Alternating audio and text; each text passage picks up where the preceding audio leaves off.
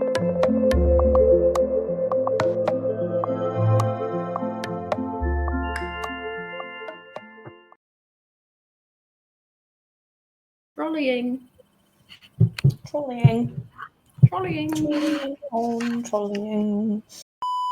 Right, Chick Chatters, we are down to episode 8 here. So, episode 8 of the Ultimatum, season 2. We are starting off with James and Ryan. They're at lunch with James's mom. I thought, to me, I was off put right away that we're going to start off with James's mom. We're going to have all this upbeat music because we just came from 2 full episodes of like trauma and sadness and bad relationships, and this is how all this has affected me. And then all of a sudden we're like, bam, ba-dam, bam, bam, and James's mom pops up, and we're not going to talk about any of that stuff. We're just going to go right over that. I don't know. It was weird to me. So yeah, here we are with James's mom. Mm-hmm. There was no closure. None. And I mean, obviously, they're not going to talk about that together every time that they get together. That was just news for all of us to hear, but it just felt weird. It felt like going from something really sad to like, here she is now and having a good time at lunch. So yeah, like weird. They don't even show anyone else first. No, it just goes right. And the way Netflix is, you're really just going right from that kind of trauma-filled conversation with Ryan and James about what's going on and why all of this is happening into like a fun lunch. I mean, all you get is some credits for 2 seconds, and then it's like, hey, here I am. It's just weird. Yeah. I don't know. It was kind of shady a little bit because it's also with the person that caused James some of this trauma. So that's what I mean. You're right. It is kind of shady because if the editors just put one couple in between that, we probably wouldn't have had this prejudgment of her right away, because that's how I felt. I just was judging her right away.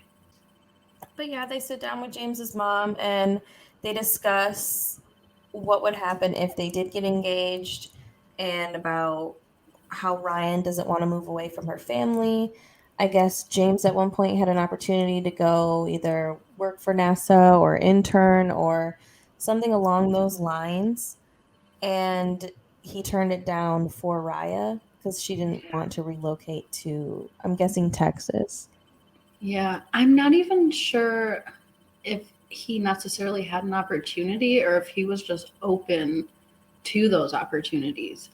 And then Ryan didn't want him to obviously do that. I think because she said that she has a grandma that lives nearby and obviously the rest of her family. But yeah, I'm not even sure if he had those opportunities or if he was just open to those and then kind of changing his mind. And that's what his mom really didn't seem to like, his change of mind when it comes to those things. And it makes sense because for her, she lived her life on the road trucking, and she obviously didn't put family or like time with family. Maybe in her eyes she put family because she was supporting them, but like time with family, quality time, traditions, things like that, she put over those things. And so for James to say, I want to put family above getting the absolute best job possible, that was really hard for her to hear. She was kind of visibly upset. Yeah. I can see it from her side, and I can see it from the opposite side too. Like, she just doesn't want him to regret not taking opportunities that he might have been interested in just for another person, you know, to not hold himself back, to grow. But I can also see where James might just want to have his own family and be in a family because he didn't have that. So I can see where it's both ways. I can see how either or could feel either way. Yeah, I agree. And I think the mom is trying to make sense of, if he hasn't asked her to marry him in 7 years, then maybe they're not that serious, and maybe that's why she's so worried about, why are you making these big life choices? And she says something like, you know, I'm sure there's other swinging around here somewhere. It's like, What? She acknowledges that Ryan is a very good-looking girl with a lot to offer, and that if James doesn't settle down with her soon, that she's got other options, basically, in better terms. In non-trucker terms. Exactly. You can just tell right there that story is legit. James's mom is a trucker. I know you didn't like her, but I loved her. I liked her. I just, like I said to you earlier, Anne had sent me a text message while we were watching it together, and she said, "You're going to love James's mom." And for some reason, even though I just watched all these things, I thought she was going to be like this really kind, wonderful, sweet woman. And obviously she's not. That was just all my bad. But yeah, I was disappointed. And then her, yeah, I just didn't make it any better. I don't know. I thought she was great. She was great. Like, she really was. She's honest. She made me laugh. I think I watched the swinging part like 7 times. It's hilarious. She's not wrong either. And even in her opinion isn't wrong. It's just maybe it's not right for him. Maybe it's just not what he wants to do. Like, you can have a worse thing about you other than you wanting the best for your kid, because at the end of the day, that's what it boils down to for you. This is how you feel is the best for your kid, is just that you want him to explore opportunities and not hold himself back. And I understand that, and it's a good problem to have and not a bad problem to have when it comes to your kid, but it's still at the end of the day their decision. But then they cut to Raya and Trey, and they're just out at, it looks like, dinner. They don't seem to order food though, so I don't know what's happening there. So they're just out with tables. Out at the table. They're out at the tables, and Trey's just trying to get out the doghouse at this point. It's kind of this revolving conversation. That's probably why you don't remember, because we've talked about this already 100 times. They don't really say anything new that I remember when it comes to the city. I do find myself kind of wondering, like, why can't they just live in the city for a year, engaged? I know that Trey thinks that it's irresponsible to do things without a plan, but they're young. Like, go rent an apartment for a year, get a 12-month lease, like, figure out what you want to do afterwards while you're there. I don't know. If it's that important to her, I feel like he's going to need to honor that, or it's just not going to work out. So, I mean, he's really rushing Raya, I feel like, to figure her life out at, like, I think she's like 24 or something. She's pretty young. Yeah. So, like, he acknowledges that he's impatient with her and he skips steps, but yeah, she's younger and she's trying to figure her life out, and I think she should be given that opportunity to. I don't see what's the rush with her. It's not like she's 32 and like Lisa, it's not like she's 32 and ready. She's young. She's got a lot of time.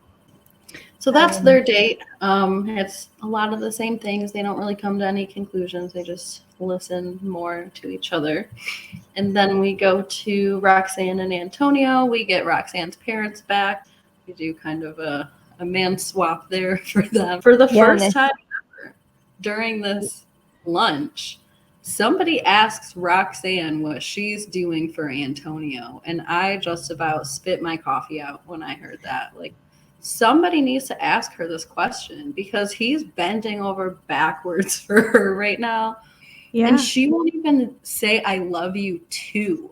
Not even "I love you" on a whim. She won't even just give it back to him when he says it to her. Like, it's crazy. So I'm glad that finally somebody that Roxanne seems to respect is asking her, "What are you doing? What are you doing?" What does the nanny do? Agreed. It's interesting coming from her parents, though, because literally when they were talking to Alex, they were talking him up like he was the best thing since sliced bread. So, like, the switch up with her and her parents, I don't know if she called him up and was like, "Hey, abort mission. We're switching back."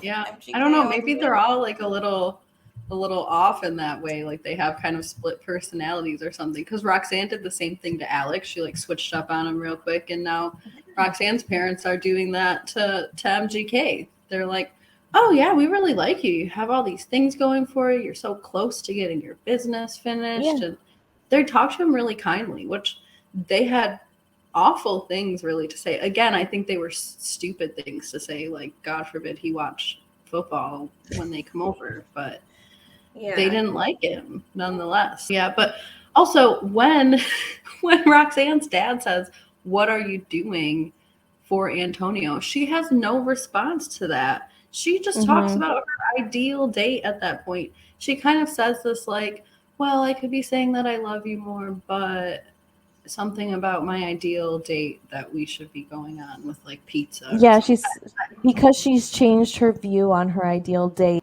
Yeah, it's like pizza looking at the stars or something on the beach.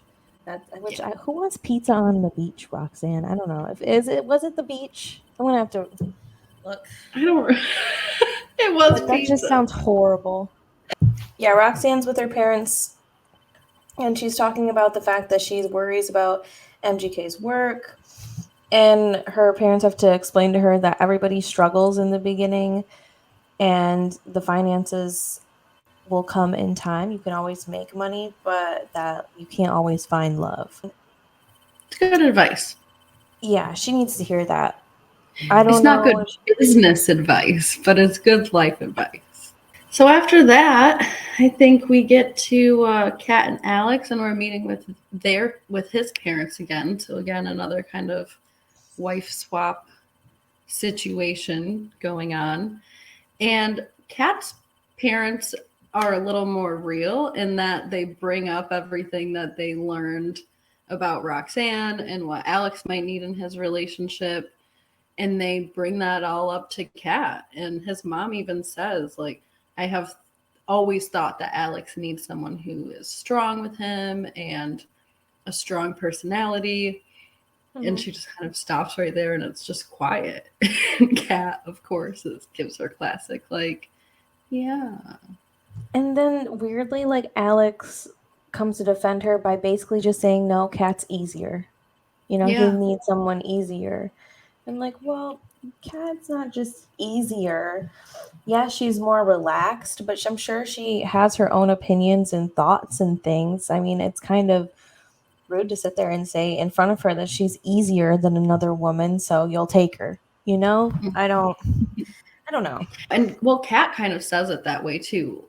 You haven't married those women. And I mean, he hasn't married Kat yet either, of course. But I think maybe this experience, because Roxanne was so challenging, which seems to be the theme, that maybe he did learn to appreciate Kat. I mean, I think we all saw the ways that you could appreciate Kat and like admire her in certain ways. So maybe he is really kind of warming up to why it's good for her to be a little more soft. Again, that doesn't mean that she doesn't have like opinions. She does have opinions, but she doesn't scream that at you like Roxanne does.